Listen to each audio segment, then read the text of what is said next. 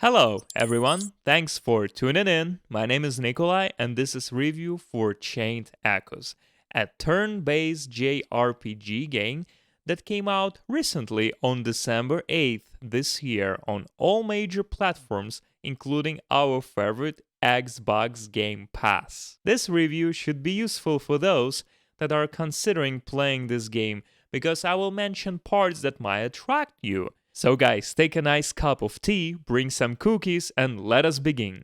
The game starts by telling us the story of Glenn and his Iron Bulls gang. Glenn's comrades are riding sky armors, analog to giant mechas from Gundam or Neon Genesis Evangelion, invading a castle and destroying the Opus Stone, which causes a nuclear blast.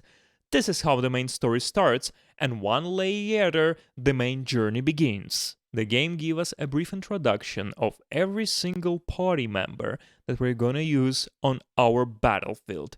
It is just a short period of gameplay where the player is doing some certain tasks like stealing things from other people or participating in fair and amusement parks.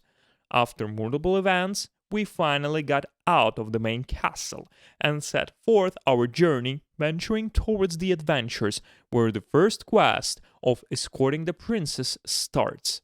The old war was going on for many decades, the peace treaty negotiations fail, and the new war is breaking out again. Our heroes have to save the world in that political drama with evil guys, monsters, crystals, stones. Sounds familiar, isn't it? By the way, what is going on with the names in this game? Valeria? Bravos? Valantis? Is this an Eastern continent of Game of Thrones? At first, the game feels very fast-paced and has good taste and spirit of old classic RPGs. Very intensive backgrounds, bright and colorful animations, juicy magic skills and attacks. The feeling of old games like Breath of Fire series and especially the third part is pretty strong here. It is a good vibes of Chrono Trigger, but soon the turn-based combat system might become too routine and boring, especially without any option to set up an auto battle or speed it up. Standard attack, skills, items, and defense options.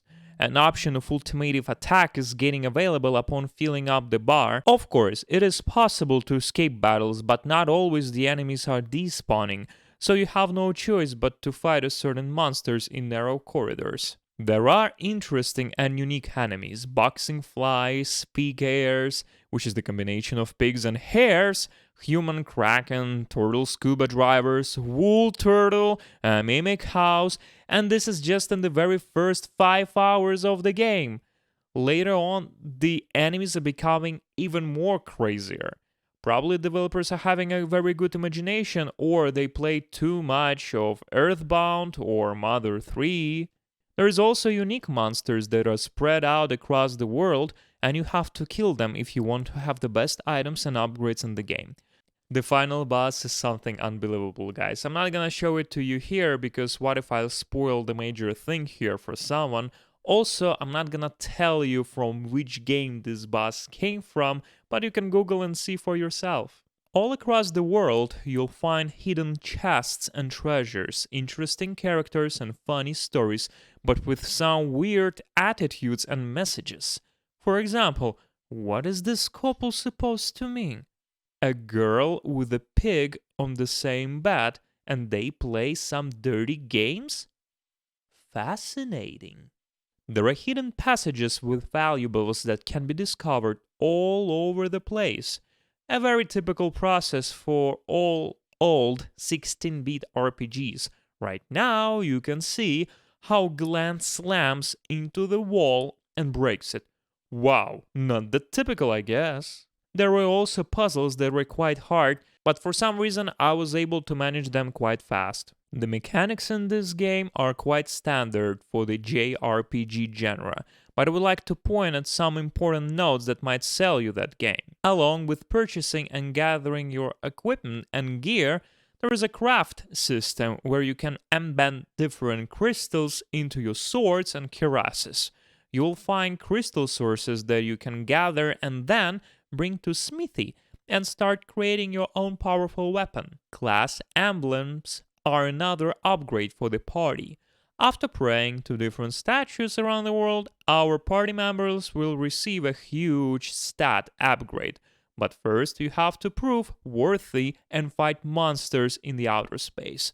After that, your emblem will be available. The trading mechanics have been borrowed straightforward from Final Fantasy XII, where after selling a specific item, the merchant will give you a certain option with a price, where you can decide to purchase it and receive some unique and valuable items. In Final Fantasy XII, it's called Bazaar.